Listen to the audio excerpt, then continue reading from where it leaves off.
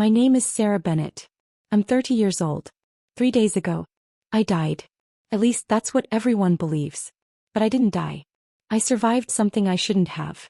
And when I finally made it home, I found my husband and my daughter sitting on the roadside, bags packed beside them.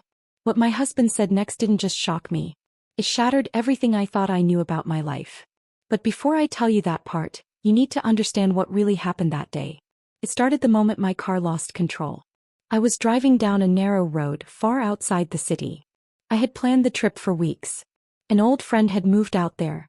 Quiet hills, open land, the kind of place where everything slows down. Life had been overwhelming lately.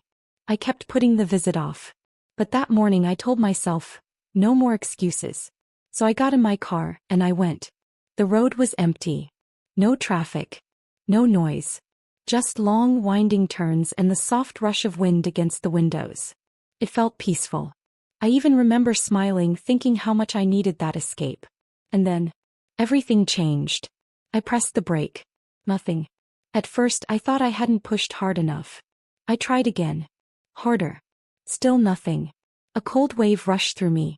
My hands tightened around the steering wheel as the car began to pick up speed. The road ahead curved sharply. And beyond that curve, there was nothing but open air. No, no, no, no, I whispered, my heart pounding so hard it felt like it might tear through my chest. I tried everything. Pumping the brakes, easing the handbrake, adjusting the wheel. But the car wasn't responding. It was like I had already lost control.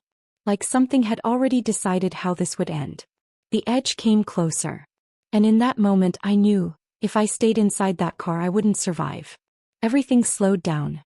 My mind went straight to my husband. My daughter. Her little face. Her laugh. The way she ran into my arms every evening. I couldn't let that be my last memory. So I made a choice. Just before the car reached the edge, I opened the door. And I jumped. The impact hit me hard.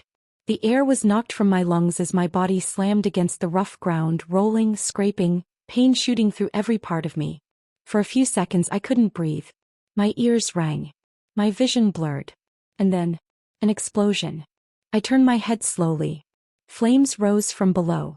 My car had gone over the edge, and it was burning in the valley beneath me. I just lay there staring. If I had waited even 1 second longer. I closed my eyes, forcing myself to breathe through the pain. Every inch of my body ached. But I was alive. Somehow. I was still alive, but I don't know how long I lay there after the crash. Minutes. Maybe longer. Everything felt distant, like I was drifting somewhere between sleep and reality. I remember voices. Footsteps. People calling out. Local villagers had found me. They lifted me carefully, speaking in worried tones I could barely understand. My head spun, my body felt heavy, and when I tried to speak my voice came out weak and broken. I think I tried to tell them my name, but I'm not even sure it came out right. They took me to a small house nearby. Not a hospital, just a simple home. But they did everything they could.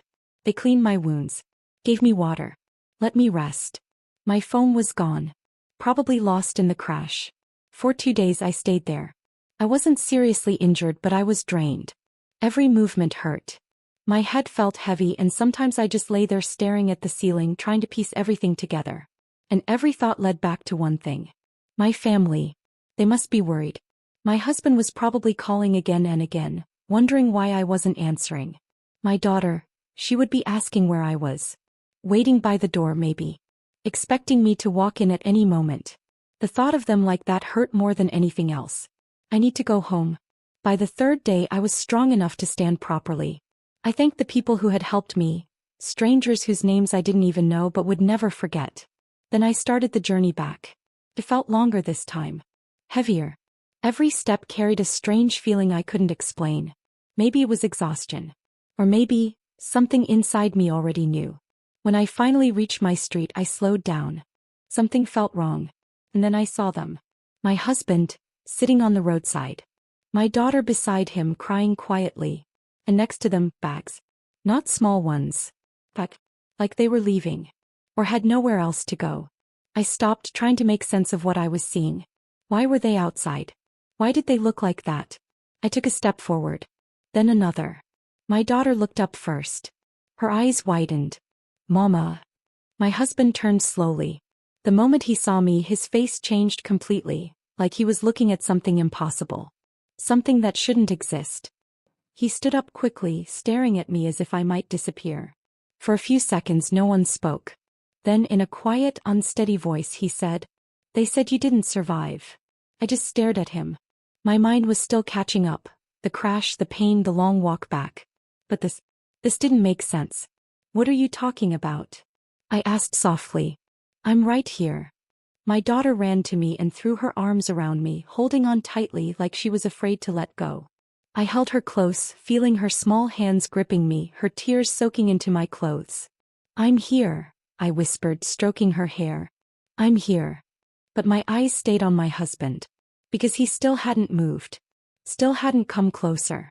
He just stood there, staring at me like he wasn't sure I was real. "They told us you were gone," he said again, this time slower, like he still couldn't believe the words. "They said your car went over the valley, that it exploded. The police came. They said no one could survive that." I swallowed hard. "They didn't even find a body?" He shook his head, his voice tightening. "No. But they said after a fire like that, there wouldn't be anything left to find." A heavy silence settled between us. "So you just believed them?" I asked quietly. "It wasn't just me," he said, running a hand through his hair, overwhelmed. "Everyone believed it. Your family, they showed up immediately. They took over everything so fast. I didn't even have time to think." Something in his tone didn't sit right with me. "Handled what?" I asked. He hesitated, then looked at me. "Everything. The house. The documents. Even the funeral arrangements." My chest tightened. "The house." He exhaled slowly, like he'd been carrying this alone. "The next day after the accident, your parents and your brother came," he said. "At first they were normal. Upset. Emotional." He paused. But then it changed. A cold uneasiness crept into my chest. "They started asking questions," he continued. "About the property. About the house. About paperwork." My heartbeat slowed, but not in a good way. "And then?" I asked. His voice dropped. "Then they started accusing me." I stared at him. "Accusing you of what?" He met my eyes, his expression exhausted, almost broken. "They said I had something to do with your accident." For a moment I couldn't even process it. "What?" "They said it didn't make sense," he went on. "That I was the last person with you. That we'd argued before. That the house was in your name, and I'd benefit if you were gone." "That's insane," I said immediately, shaking my head. "How could they even?" "They didn't stop there," he cut in softly. I fell silent. "They said they had proof." That word hit differently. "Proof." I repeated. He nodded. "Old messages. Small arguments. Things twisted out of context. Your brother even claimed people had seen us arguing recently." I stared at him, anger rising in my chest. "That's not proof." "I know," he said. "But they didn't care about the truth. They just needed something that sounded real." A chill spread through me. What did they want? He didn't answer right away. Instead he glanced at our daughter, still clinging to me, then back at me. "They said if I didn't leave quietly." My stomach dropped. "They would go to the police." The air felt colder. "They said in cases like this, the husband is always the first suspect. That the police wouldn't wait, they'd arrest me first." "And our daughter?" I asked, my voice barely above a whisper. His jaw tightened. "They said if I got arrested, she wouldn't stay with me." I looked down at her, holding on to me like I might disappear again, and something inside me cracked. "They said they'd take her," he continued. "That it would be safer for her, away from someone who might have killed his own wife." The words felt heavy. Ugly. Wrong. "So, you just left?" I asked, though I already knew. He shook his head. "I didn't leave because I was afraid for myself," he said quietly. "I left because of her." He rested a hand gently on our daughter's head. "I couldn't risk it.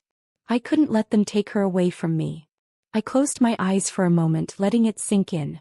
"They forced you out," I said softly. "They gave me no choice," he replied. "They changed the locks. Packed our things. Told us to go." I opened my eyes and looked past him, toward the house. My house. But it didn't feel like mine anymore. It felt cold. Distant. "They're inside, aren't they?" I asked. He nodded. They've been living there since the second day, he said. Silence settled again, heavier this time. Everything had happened too fast. My accident. Their arrival. The accusations. The takeover. None of it felt normal. None of it felt right. I looked at him. And no one questioned it? He gave a small, tired smile. When people believe you're dead, they don't ask many questions. That stayed with me. For a few seconds I said nothing. I just stood there holding my daughter, staring at the house, trying to understand how everything had been taken from me in 3 days. Then I took a slow breath. This is my house, I said quietly. He didn't answer. But something changed in his face. Not fear. Hope. I looked ahead at the door and started walking. Each step felt heavier than the last. But I wasn't confused anymore. I knew exactly what I was walking into. The gate creaked as I pushed it open. Everything looked the same, but felt different. Colder. Unwelcome. I reached the door, paused, then knocked. Once. Twice. Footsteps approached. The door opened. And there they were. My mother. My father. My brother. All staring at me like I wasn't supposed to exist. Their faces drained of color. My mother's lips parted, but no words came out. My brother took a step back without realizing it. Silence stretched between us. I looked at each of them slowly. Then I spoke. You thought, I said, my voice calm, too calm. My father tried to speak but couldn't. That I was dead, I finished. No one denied it. I stepped inside. No one stopped me. You moved fast, I said, glancing around. 3 days, and everything changed. My mother finally found her voice. We had no choice, she said quickly. We thought you were gone. We had to take responsibility. Handle things. Handle things. I repeated, turning to face her. For safety, my brother added. There were too many questions. The situation didn't look right. I stared at him. What situation? He hesitated. Then said it. The accident. The fire. Him being the last one with you. My chest tightened. We had to consider everything, he finished. I nodded slowly. So your solution was to throw my husband and daughter out of this house? It wasn't like that, my mother said quickly. We were protecting what's yours. Protecting my property, by taking it? Silence. We were also thinking about your daughter, my father added. Her safety matters. That was enough. Before I could respond, the door behind me opened wider. My husband walked in. They all turned instantly. And the moment they saw him, something shifted. Shock turned into discomfort. He didn't look angry. He looked calm. But there was something in his eyes, something stronger than anger. Truth. He stepped forward. No, he said. The word was quiet, but it cut through everything. This wasn't about safety, he continued, looking straight at them. And it wasn't about responsibility either. Silence filled the room. He took another step. This was about greed. No one spoke. You didn't even wait, he said, his voice steady but heavy. Not a few days. Not even a little hope that she might come back. My mother looked down. My brother clenched his jaw. You walked into this house like it already belonged to you, he went on.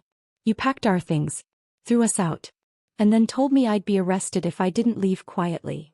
My father opened his mouth to respond. But nothing came out. We were just being cautious, my father said weakly. No, my husband replied, firmer this time. You were being selfish. The room fell completely silent. You used fear, he continued. You used lies. You used her death to take everything. The words hit hard. No one argued. Because there was nothing to argue. I stood there watching them, and something inside me settled into place. Clear. Certain. I took a slow breath and stepped forward. This house, I said quietly. All eyes turned to me. This house is mine. My voice didn't shake. It has always been mine. I looked at each of them one by one. And no one takes it from me. The silence deepened. My family lives here, I continued. I paused just long enough. My real family. Now there was no confusion. My husband. My daughter. I shook my head slightly. Not you. Never you. I walked to the door and pulled it open. The message was obvious. So I said it. You should leave. No one moved. Leave this house. My brother glanced at my father. My mother's eyes filled with something, regret, fear, maybe both. It didn't matter anymore. From today, I said, my voice calm but final, I have no relationship with you. That landed harder than anything else. No calls. No visits. Nothing. The silence turned heavy. Permanent. You've shown me everything I needed to see. For a few seconds no one moved. Then slowly, one by one, they walked out. No arguments. No excuses. Just quiet footsteps, leaving behind everything they tried to take. The door closed. And just like that, the house felt like mine again. I turned around. My husband was standing there watching me like he was seeing me clearly for the first time. My daughter ran into my arms again, holding me tight. This time I held her even closer. Not out of fear, but out of certainty. Some people wait for the right moment to show who they really are. Others reveal everything the moment they think you're gone.